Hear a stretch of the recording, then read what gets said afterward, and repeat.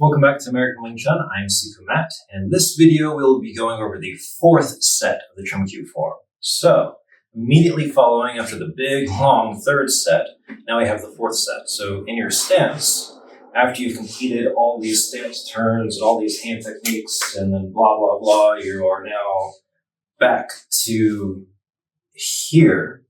Now we start the fourth set. So the Chum Kiu form is different from Siu Nim Tau in that Siu Nim Tau is you basically open and close your stance. That's all the footwork you have. So you just only have hand techniques where you do both hands at the same time or one hand at a time, and then you immediately repeat that same thing on the other side. And then you have things that are the same thing with both hands simultaneously. That's the Siu Nim Tau method of movement where the body doesn't go anywhere. You learn how to train your stance. The Chum Kiu form has stance turning, stepping, kicking, which is the next thing that we're about to do, and hand techniques coordinated with the body. And so there's a saying that Wing Chun is easy. All you have to do is coordinate your arms with your legs. And that's not so easy to do. So the fourth set of Chum Kiu starts from this position. You're going to open your left hand, and you're going to have your thumb sticking towards the side. The blade of the edge of the pinky side of your hand should be pointing towards the front, while your thumb points towards the side. And you push the hand over to your shoulder area and then make a fist. The flat of the fist should be pointing up. The knuckles are pointing up. And I like to explain it kind of like you have an arrow stabbed into your shoulder, and you reach across and grab it, and then the next movement, you pull it out. So the hand opens, comes across, grabs, and this is very similar to what we do in the Siu Nim Tau form. In the fifth set, I believe, you open the hand and palm to the shoulder before you do this horizontal palm. This does exactly the same thing across. If my thumb wasn't sticking out, it would look the same. My thumb just sticks out and I grab with it.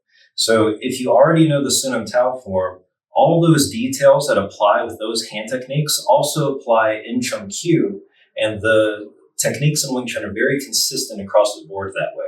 So if you need more detail on how to do some of these movements, refer back to the Siu Nim Tau videos and you'll get more detailed instruction on the very particular pieces that we have there.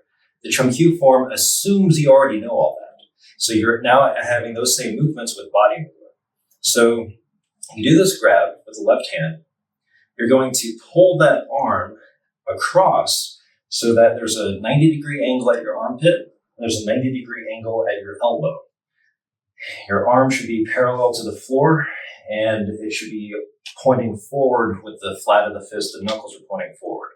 That's what the hand does. You simultaneously do that with this shift of your weight onto your right leg. So you grab one, the hand and the body shift simultaneously. Two. And from there we do a side kick. So you grab and you shift, and you can turn your head in the beginning. Eventually you just turn, look with your eyes, and you pick up your leg and kick. And then there's some details on what you do with your other foot. So if you're maybe a little bit older, have some knee issues, this can be kind of difficult to maintain this stance as you do this shift and pick up and kick.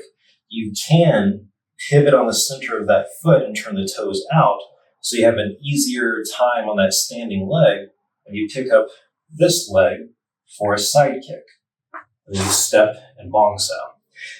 So ideally, you would like to not turn the foot out and be able to pick up your foot and kick and then step and slide and bong. And then you do 3 repetitions of Bong-Sau. So you grab, you shift, whether your foot's turned out or turned in, doesn't really matter. You should have your weight completely on that leg. So when you pick this foot up, this arm should not move. If you still have weight on that leg, and then you pick your foot up, your arm will move. And that's a telegraph in your body weight shifting for when you kick. The opponent can feel, if they're touching your arm, they can feel that you shifted your weight, and that's a telegraph that you kicked, or they can see your body had moved when you picked it up. You should have already been shifted in the first place. You pick up the leg, you stomp out with a side kick, the foot lands at that 45-degree angle. And if you had turned this foot out, you're going to have to turn it back in as you slide that foot to the side. And so now we have this stepping that we're doing. These are advancing steps in a 45-degree turn position. So this first piece is very complex. There's a lot of moving parts to it. The hand grabs, the weight shifts, and the arm moves off to the side. This other arm should still be pulled back. A lot of people tend to let this kind of relax while they pick up and kick. Keep that fully back. You want to try to keep your shoulders parallel to the wall in front of you as you pick up and kick. Don't allow your body to turn this way. Stay square as you kick. Another thing, when we do our side kick, we don't want to tilt our body and lean to the side. We want to keep our shoulders level with the floor. And this is another motto in Wing Chun, that we want to maintain the stability of the trunk. It's very important to maintain that alignment with your body as you pick up to kick. You have stability in your body. You're not shifting your weight and having your center of gravity off as you pick up that leg. It can be very easy then to now pick up that leg even higher and make you flip over. So you want to stay square all the time. You pick up that leg, stomp it out. This stepping that we do, we're going to do 3 of those steps. That first kick counts as the first step, 3 Bong-Sau specifically. So the timing of when I go to Bong-Sau and when I step with the kick, I grab, I shift, I pick up my foot, I stomp. This is like front wheel drive. All my weight stays on the back leg. My front foot is what pulls my back leg in. So it has this kind of squeezing effect. At the very beginning of the form, when I said you have that squeeze in your legs and your stance, that is for our footwork. So when I step, my stance squeezes together. Even if I'm in a turn position, when I step, the moment that foot touches the floor, my back foot slides in towards my front foot. So when the back foot slides is when my hand that is pulled back will go into Bong-Sau. I'll be in a Bong-Sau, Wu-Sau position. Just like set number 3, where we were here, this will be exactly the same position. And then it will fall back to Tong-Sau, and you'll step and simultaneously bong and slide the back foot. So I grab, I shift, I pick up the foot and I kick, I step the foot on the ground. As this foot slides, this hand back here will go to Bong-Sau, this hand will go to Wu-Sau, simultaneously with that slide. That's a complex movement. 1, 2, 3, 4, 5. And then I go to Tong-Sau. So it should be like in Siu Nim Tau, when you've done the first part of the form, or the first part Chum Kiu, you're here, and you lock this to your body, turn 45 degrees. This top arm is pointing perpendicular to that wall. The bottom arm is pointing perpendicular to that wall. The left hand should be on top here. When you do the other side, the right hand will be on top. But here the left hand's on top. And so that was the first Bong-Sau. It goes to Tong-Sau. I step and go to Bong number 2. Bong-Sau number 2. Tong-Sau again. Step, slide, and Bong simultaneously. It's Bong-Sau number 3. From there, we do the lifting punch. So your right hand is going to make a fist. And you're going to rotate that fist and turn it in. And that brings the elbow down. And you're going to turn fully 90 degrees. And this arm comes up the center for a lifting punch. So in front of the camera, it's difficult to do this so that the camera can see the angle that everything should be aligned in, because when I step, you're now looking at me from an angle this way. But if you're looking at yourself in the mirror, you always see that same angle, no matter how far across you step. So when I do my lifting punch, let's say if I was here, I turn, I want to bring that in and here. My punch goes to the height of my chin, and it's got this kind of angle on it. There's a little bit of a curve to the wrist.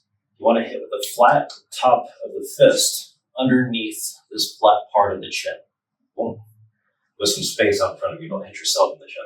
If you go too high, this can now hit yourself in the face. You want to be only to the chip. And it should be exactly on your center. If it's not on the center, you miss them. You have to be on the center to reach. So you do that lifting punch there, and then you go to Fuxao, and this will lay more flat as you simultaneously turn back to the center. And you have the Tong slides to your elbow, Chun Sao here, Tong Sao, Hyun Sao, and then back, then you do the other side.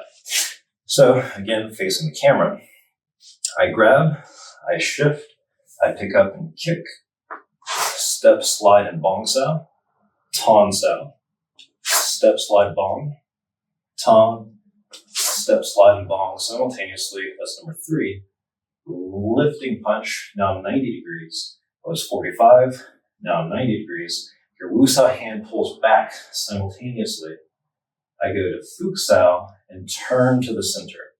Now, if you watch me do that, there's kind of an optical illusion that happens. The hand is only moving this way, but because the body is turning at the same time that you do that, from the camera's perspective, it'll look like there's a diagonal arc that my hand is making. But I'm not going diagonal with my hand, I'm just going down with my hand at the same time I turn, and that causes that diagonal shape cutting line to look like that. So that's an optical illusion there. And the Tong goes at the elbow, Chun Sao goes out, just like in the 3rd set, and then you're there, and you do the other side. So again, from the beginning, I grab, I shift, I pick up and kick, step, slide, bong, 1, 2, 3, lifting punch, Fuxao to the center, Tong to the elbow, Chun Sao, Tong Sao, Hyun Sao, and back. Grab now with the right side. And then you shift, pick up the foot, kick, Bong-Sau number 1, number 2, and number 3. And you should be back exactly where you started on the line. When we do our forms, we should start and finish in the same spot. That ensures that you have symmetrical movements to the left side as you do to the right side, and that you're not doing like long steps this way, then only short steps back this way. They should be very short steps in general, but they should be even on both sides. And so once I'm back here for the 3rd Bong-Sau, I then do my lifting punch, turning 90 degrees, Fuxao turning to the center. That right hand now opens, and I slide that Tong Sao to my elbow. A lot of people tend to smack it down. Don't do that. That's downward force. You want it to slide with forward force, forward pressure. Slides to the elbow, pinky across pinky, and Chun Sao, Tong Sao, Hyun Sao, and back. That is the 4th set of Chum Kiu. From there, you can close your stance like in all the other sets. That's basically it. You have your arm off to the side. This hand stays back. This wants to be parallel to the floor at the upper arm and parallel to the floor with the forearm as you pick up and kick and step and slide and Bong-Sau. Now, if I did this facing forward and I'm going to kick towards the camera, here's a detail too. The centers of my feet are on this line. When I shift and I kick and I pick up my leg, I want to keep the center of that foot on that line all the way up. So we use it for balance. So it's still on that same line. I've seen a lot of people when they pick up their leg, they're over here and you're open. When you kick, now it's gone that way. It needs to pick up and kick down the line, step down the line, and go there. That's how you should be doing your stepping and your kicking.